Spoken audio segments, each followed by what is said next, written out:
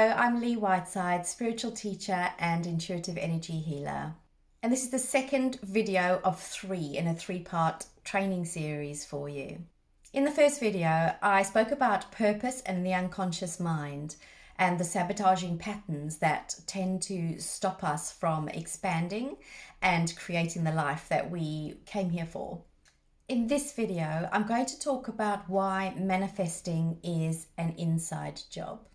So I'm sure many of you have used vision boards and affirmations and journaling and gratitudes and, all of these manifesting hacks that you see all over the internet.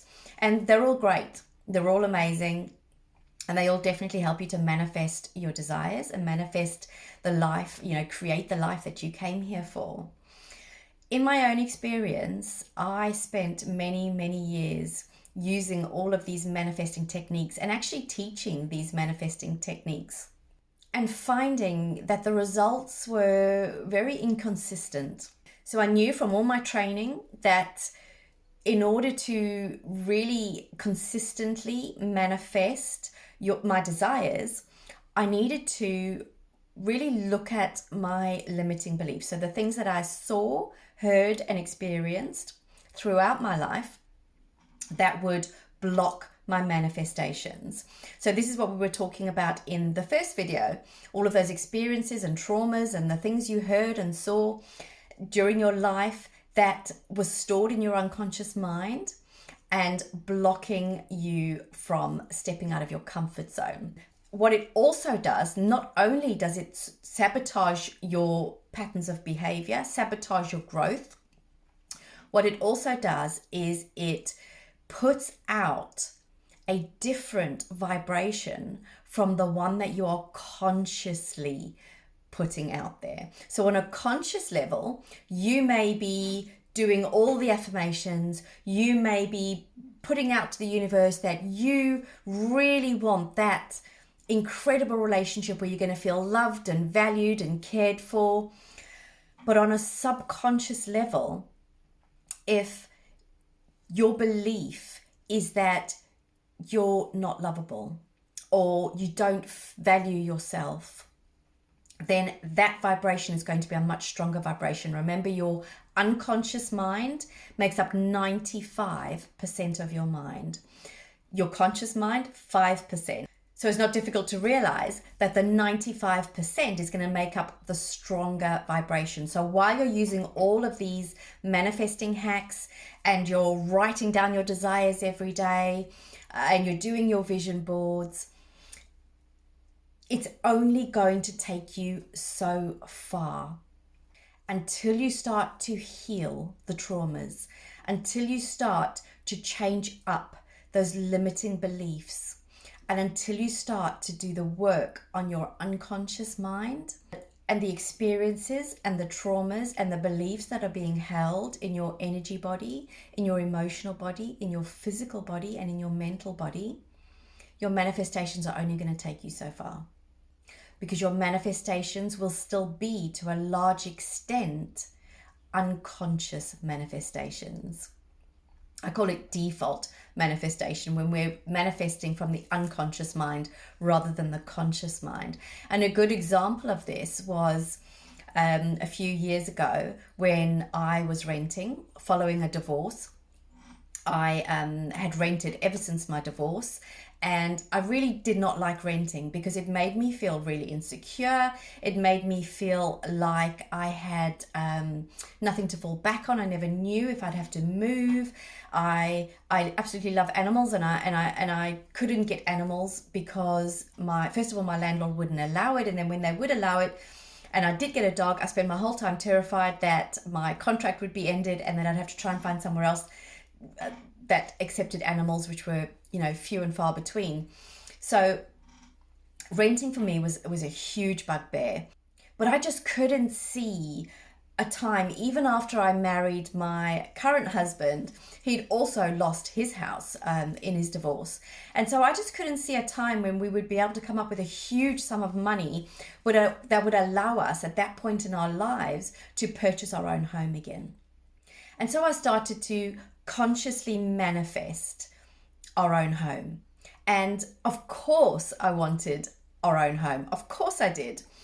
And I would spend so much time journaling on it and doing all of these manifestation hacks that I could think of in order to attract our own home into our lives. And I did it. I did do it. However, because I hadn't dealt with the very deep, unconscious limiting beliefs that I had about owning my own home, it came with a downside, which I'll explain to you now.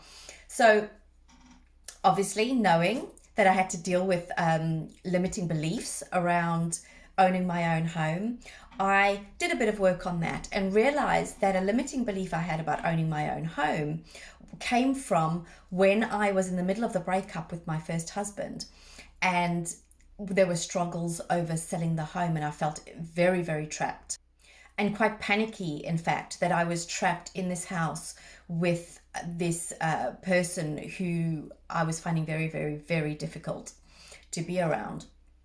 And so subconsciously, I had developed the belief that owning your own home keeps you trapped. I could have walked away if it wasn't for that. So I did some work on that limiting belief, changed it up for a belief that would serve me better. And literally within a couple of weeks, we out of nowhere obtained the means to purchase our own home. However, it came with a caveat that we had to move my in-laws in. So we would have to build an annex for my in-laws, and they would live in the annex on the property so that we could look after them, because they were becoming very elderly, particularly my father-in-law, and my mother-in-law was struggling to look after him. And so that was the caveat that came with owning my own home. And what followed after that was months and months and months and months of an extremely difficult time for me. It was a bit of a dark night of the soul, and I believe it came for a reason. I believe that there were lessons that I needed to master, but it was a very, very difficult time that had me questioning everything. And it's only now, a couple of years down the line, where I've done more inner work, that I realized that although I dealt with some surface level limiting beliefs in my unconscious mind, I didn't dig deep enough. I didn't do the work that would take me way back into traumas that were stored in my cellular memories. And so as a result, although I manifested what I wanted to manifest, it came with a whole load of baggage. And since then, I've done the work and realized why that baggage came along with it. And it was due to memories and traumas that were stored deep in my unconscious mind that needed to be released, because nothing is impossible. Nothing is impossible to manifest. But deep in my unconscious mind, I believed that nothing came without a downside. And so that's exactly what I manifested. So I spend a lot of time in the programs that I deliver to really help women get to the bottom of what is stopping their manifestations from happening. And it is always something that needs to be released, healed, and cleared from the unconscious mind. So if your manifestations are inconsistent or always come with a downside or aren't happening at all, then that's why.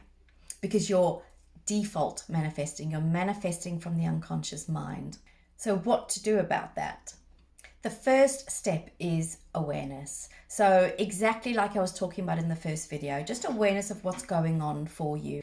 When something that you're trying to manifest doesn't materialize, it's about asking those questions. Why am I not manifesting this?